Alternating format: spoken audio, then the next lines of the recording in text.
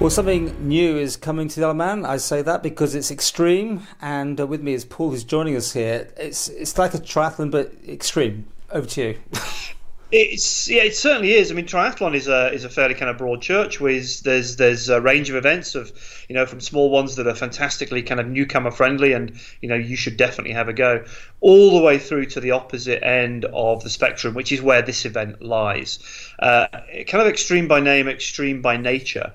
The distances are big, the swim is going to be wild, and then the run is deliberately really, really tough. So to give you a flavour of that, the run will it goes up the Barul Ridge and comes back down again, and then finishes on top of Snaefell. So after the end of a long day, that's what competitors have to contend with.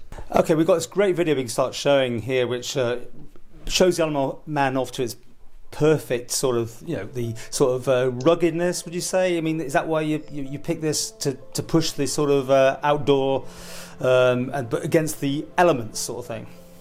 Exactly. I mean, the Extreme Tri is all about it's all about the location. It's got to be fantastic, and it's all about the adventure.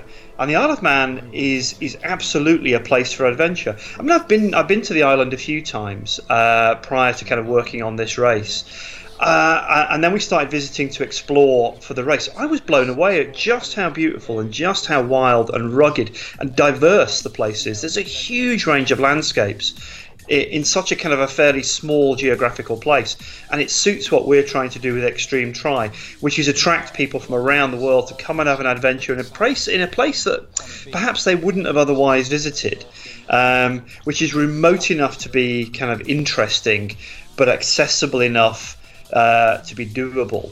The Isle of Man absolutely suits what we're trying to achieve here. I mean, there are a lot of triathlons, so you're out there, pitching against the world here, aren't you? Yeah, but we're quite a special offer. The Ironman races exist and they're great, and the shorter distance races exist and they're great. Extreme Tri has kind of carved out a bit of a niche amongst people who've I've done that. What's next? And people with a bit of an adventurous mind and attitude are discovering Extreme Tri. We're part of a family of global races, and we all kind of help each other. We're not particularly affiliated, but we all kind of work together. Started with a race in Norseman, a legendary race in Norway called Norseman, and then an event in Scotland that we started called Keltman, and then in Switzerland, and now we've got races in Spain, Patagonia, Italy, Macedonia, Slovakia, Canada, and Alaska, and Iceland as well. And the Isle of Man is going to become part of that global series. And what sort of people enter this? The people that will come to this event are, some of them are triathletes, triathletes that are perhaps bored of the kind of the run-of-the-mill events and are kind of looking for something different, perhaps something that's a bit more back to basics, a bit more natural. But we do also find that we get hill runners, fell runners, cyclists. We've had ex-professional road cyclists come and do these kinds of races before. People who are just into long kind of challenges, big days out in the hills. We get a fairly broad church, to be honest. Okay, well, it's the first one, so obviously, this is obviously pushing it to make sure you've got enough entries. You've got websites, you've got details. The video looks great, by the way. So, I mean, that's going to sell the Isle of Man perfectly. How many people do you need to enter this event to make it work? We're not looking for huge numbers. I mean, ever. I mean, we always, part of the kind of the rules of X-Tri are that these things are always fairly small.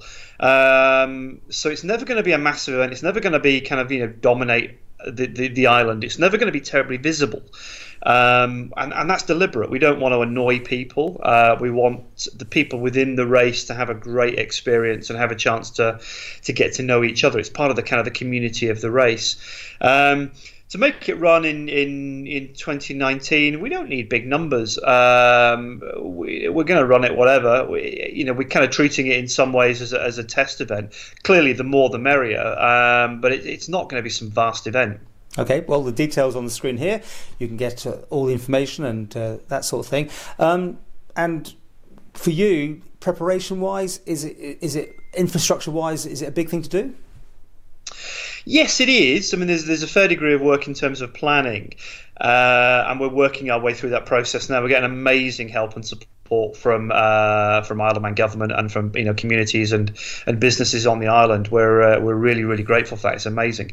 So we're working our way through that process right now. The nature of the event, it's not. We don't have these massive transition areas. We don't have huge amounts of infrastructure. It really is quite natural and back to basics. So the impacts are quite low, which helps us in terms of the organisation. And do you take part yourself, or are you just organising? Occasionally. I'm increasingly an ex-triathlete, shall we put it that way.